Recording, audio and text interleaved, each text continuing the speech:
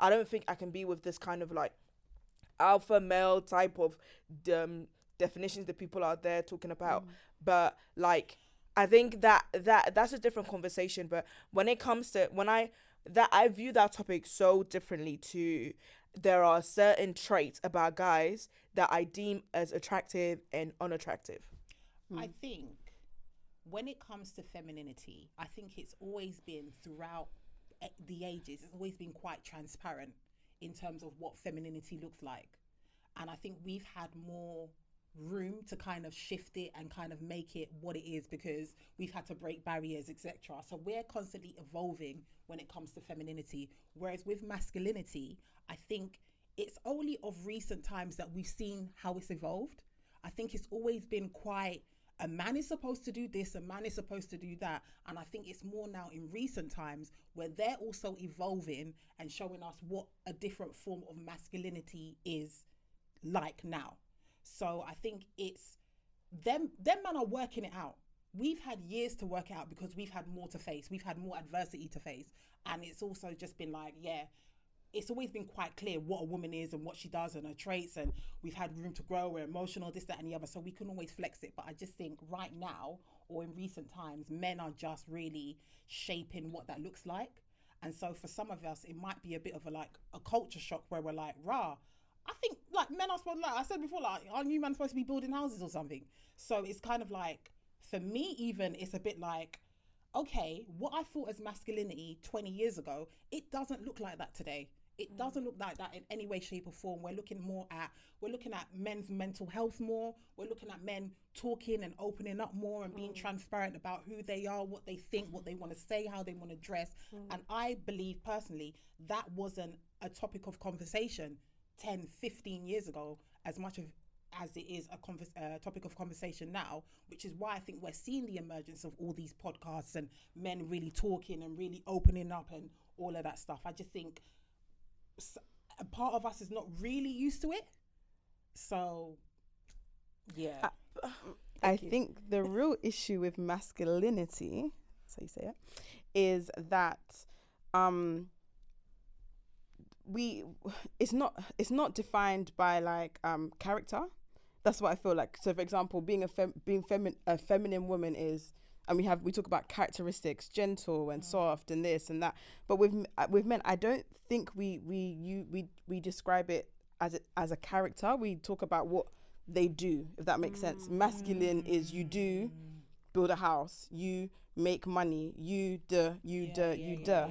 But we don't talk about masculinity is strength. Masculinity is confidence. Masculinity is And so I find that the conversation we're having now is all the icks that we're talking about. It's all things that a man should be doing, and that's what he's not doing, and that's giving us the ick. But rather than, I don't know, I'm struggling to get my words out. No, I hear what you're saying. saying. But because then it comes back to what you're saying. I think I'm on your side about this whole thing is more to do with what we find attractive and not attractive. But then that comes back to well, a man should be doing this, a man should be doing that, rather than because a man can carry a fan and still be strong, still be confident, still be outspoken, still be bold, and everything else that masculinity is. But that's why I think okay, go on. No, go on. That's why I think, based on what you said, that there's a relationship between what you deem as attractive and what you deem as some masculinity. Like there's a relationship there. I hear it, but I think it's very dangerous making that direct correlation, because it's not. I think it's very important to separate the two, because I can't speak for the masses, but I just think that what I deem attractive is not necessarily about the guy's ability to, I don't know, like a guy, you showing bum crack or not has no bearing on you being able to lead as a man or come up with solutions or have vision for your family. Like, it's just there's certain things, it has no bearing on your capacity to be a leader in a household. And I just think it's so dangerous when there's this like propaganda and social media when they're very like very trivial things, then it's now magnified into something that means something, and it really doesn't. A guy wearing the wrong shoe has no bearing on like what he can do. Like some of these rich people cry, they even have the deadest trainer of all sometimes, you know.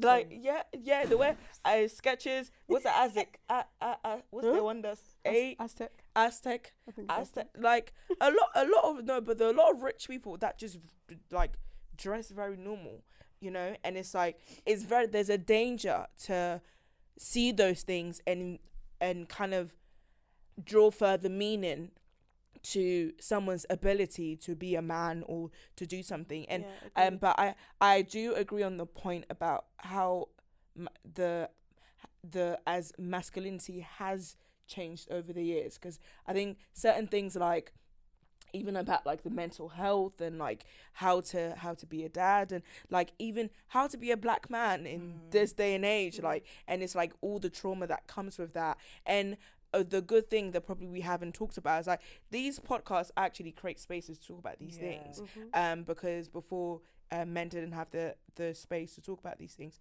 Whereas, and I think certain things like not being able to show what they're going through, be vulnerable about being traumatized from all these things, is a great way for them to kind of offload that.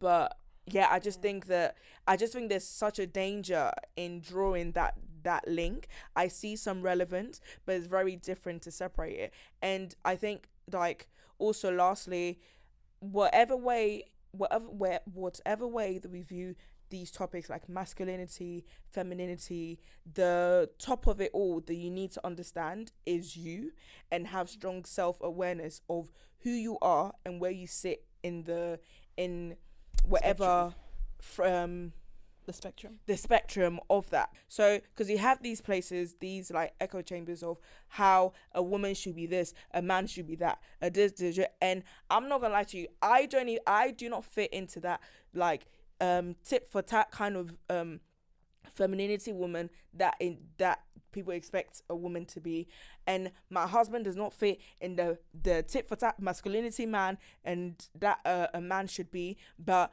together it works perfectly. And it's important for people to be very aware of who they are and the kind of person that you need, because if you let society define that for you, you'll force yourself to go and be with one alpha man that will kill you there, and then you're sitting there thinking, what's going on? So I think it's very important to like really be very sure of who you are, what you need, what you can handle, because on more these topics there can be so much variations to it, you can't keep up. I hear what you're saying, and just to clarify, I wasn't saying that we should put masculinity and our preference as one. I was saying that is what's happening. I agree. And like, you know, and I'm really glad that you really dispelled it really well, because it is really important.